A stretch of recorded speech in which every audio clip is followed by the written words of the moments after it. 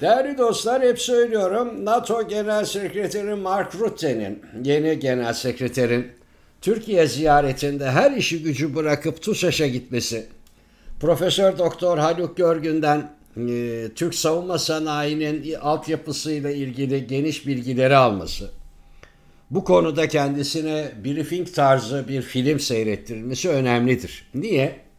Çünkü Batılılar sıkıştı. Yani 70-80 yıllık ferah dönem yerini yavaş yavaş sıkışma dönemine bırakıyor. Ne güzeldi değil mi? Soğuk savaş falan. Soğuk savaştan sonra işte küreselleşme, Rusya'nın Sovyetler Birliği'nin çökmesi, Varşova Paktı'nın, her şey onların elinde, her şey onlar. Ne oldu? Geldi iş Çin ve Rusya'nın rekabetinden Avrupa ve Pasifik'teki büyük savaş cephesine dönüşünce amanın yandım. Şimdi fellik fellik 155 milimetre top falan arıyorlar. Böyle bir durumları var. Ve bu yönden baktığınız zaman özellikle iki şeyi söyleyeceğim. İki şey çok önemli. Bugünden söyleyeyim, yarın bir gün abi haklıymışsınız dersiniz. Avrupa Birliği'nin ve Avrupa'nın savunma sanayi kabiliyetinin bir Ukrayna savaşını tam olarak göğüslemekteki zafiyeti Türkiye'nin yapmakta olduğu savunma sanayi ataklarını altın kıymetine dönüştürüyor. Yarın bir gün bunlar Avrupa Birliği'ne de alırlar bizi. Merak etmeyin, bunlar çıkarları oldu mu? Oho, bir anda değişirler. Onu söyleyeyim. Şimdi Amerika'da öyle. Amerika Birleşik Devletleri bize utanmadan hem de Suriye'de, Suriye'nin kuzeydoğusunda PKK-YPG unsurlarına karşı gerçekleştirdiğimiz Barış Pınarı harekatından sonra biliyorsunuz askeri yaptırım uygulamaya başladı. Yani bu yeni seçilen var ya Donald Trump, o yaptı. O yaptı. O gün bugündür işte F-35'ten de çıkardılar falan filan. Yani Amerika Birleşik Devletleri ile aramız Kuzeydoğu'daki PKK-YPG unsurlarına bağlantılı olarak yaptırımların başlaması ve sonrasında da F-35 programından çıkarılmamızla tam anlamıyla bir açmaza girdi. Hakan Fidan güzel söylemiş. Yani biz demiş finansmanımızı Batı'ya, savunmamızı NATO'ya bağlamışız. Adamlar bizimle istedikleri gibi oynuyorlar. Olay bu. Şimdi aynı Amerika sıkışınca bakın nasıl bize geldi. Repkon diye bir şirketimiz var. Çok fazla reklamını yapmak istemiyorum ama çok güçlü, Türkiye'de çok üzerinde durulmayan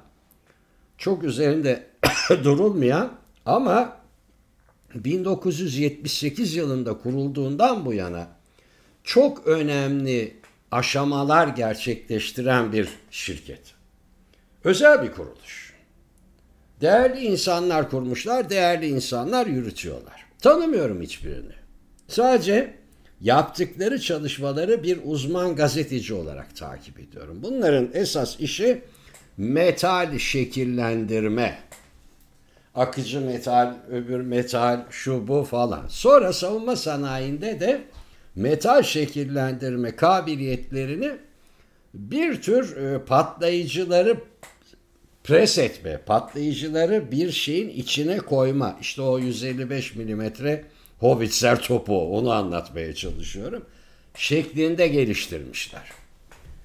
Bu yönden baktığınız zaman Türkiye'nin milli bekası açısından çok önemli bir teknolojik birikime sahipler. Araştırdım bunu ve baktım ki gerçekten bütün kayıtlarda Türkiye'nin 1978 itibariyle, ki o kadar da berbat bir dönem ha, Türkiye iç savaşa girmiş, darbeye doğru gidiyoruz, ekonomi yıkılmış falan, ne tesadüfler yani. O dönemde kurulmuş bu şirket Türkiye'nin ilk Ar-Ge şirketi olarak da görülmüş. Yani yaptığı işin tasarımını da yapıyor, üretimini de yapıyor. Böyle bir şirket.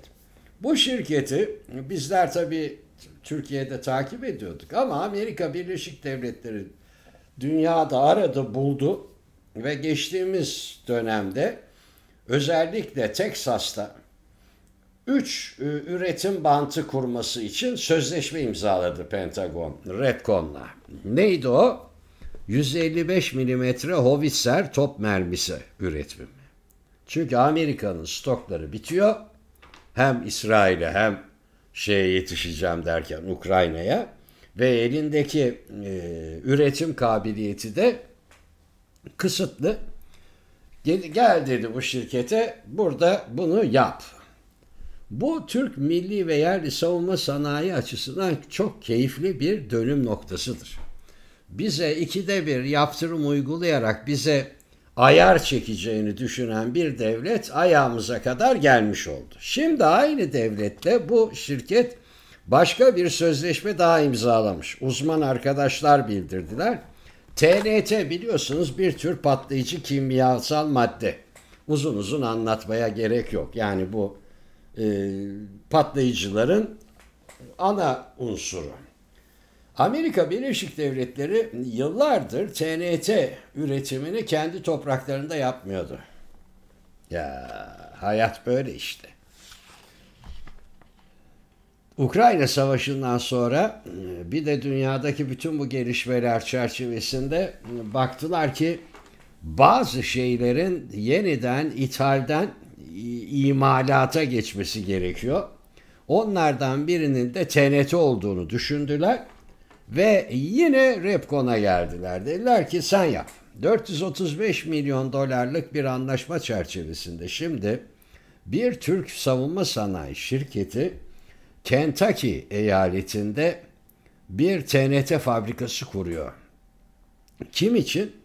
Amerikan Savunma Bakanlığı için. İşte bunlar Türklerin iyi bir yapılanma ve kurumsallaşmayla ne kadar başarılı işler yapabileceklerini göstermeleri açısından çok önemli. Hoşça kalın.